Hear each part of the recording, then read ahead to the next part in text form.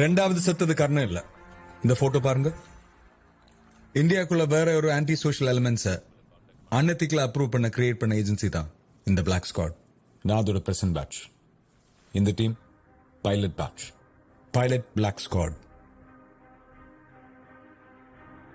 நீங்க செத்து போனதா சொன்ன Karnan Vikram. He is Agent Vikram. 1980sல பிரைம் மினிஸ்டரோட டைரக்ட் கவர்னன்ஸ் கீழே ஒரு ஸ்டெல்த் டீம் உருவாக்கப்பட்டுச்சு. Initially it was called Prince Guardian and later Black Squad பேரை மாத்தப்பட்டுச்சு. Black Squadோட பைலட் பேட்ச்ல 11 மெம்பர்ஸ் இருந்தாங்க. அதோட ஹெட் கமாண்டர் தான் ஏஜென்ட் விக்ரம். அன்பார்ச்சுனேட்லி 1991ல நடந்த ஆபரேஷன் தவறா போனதுனால ஏஜென்சி இவங்களுக்கு எதிராக திரும்பிச்சு.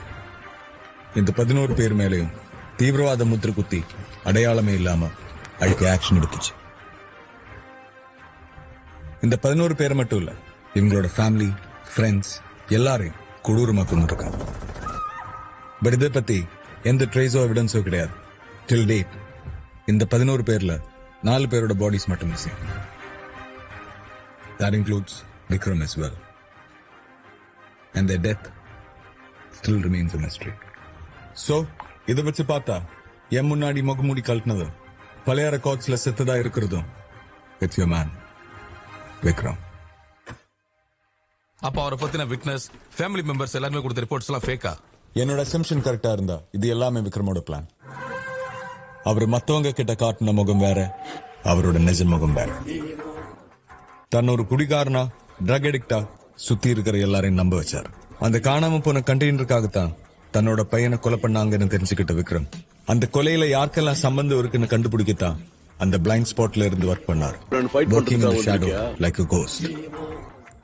வீரபாண்டியன் அண்ட் ருத்ரபிரதாபோட கான்வர்சேஷன் இருந்து he found out இவங்க எல்லாரும் வேலை பார்க்கறது சந்தனத்தோட கண்டெய்னர்ஸ்க்காக. நுங்கம்பாக்கம் போலீஸ் ஸ்டேஷன்ல இருந்து அவருக்கு சந்தனம் அண்ட் கேங் பத்தின என்டையர் ஹிஸ்டரி தேவைப்பட்டுச்சு. சுதாகர் ரைட்ஸோட dislocate. Thank you boys. And கடைசியா இருக்குது தெரியலையப்பா. சந்தனா சப்ளை பண்ற கோகேனும் காணாம போன கண்டெய்னரோட கோகேனும் ஒண்ணு. கன்ஃபார்ம் எரித்ராக்ஸிலம். பிரபஞ்சன முகமூடி போட்டு கொலை பண்ண மாதிரியே தன்னோட டீமை வச்சு தன்னை தானே கொன்ன மாதிரி நம்ப வச்சார்.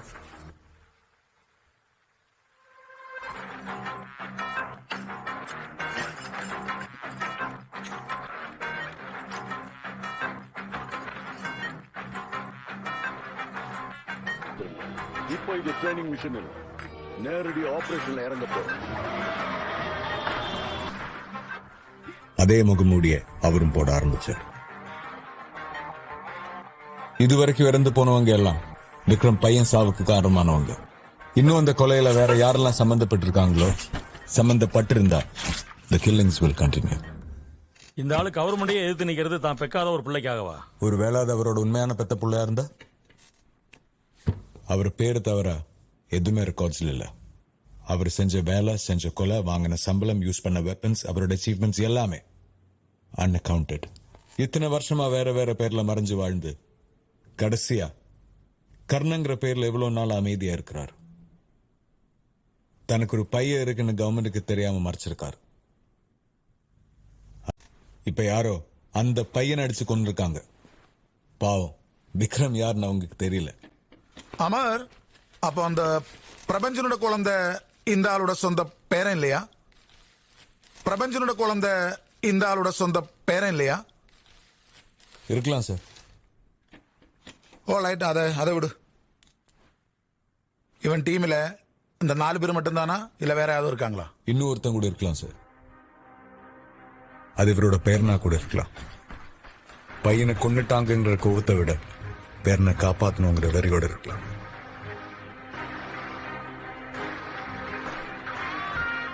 He was the most wild and expandable one.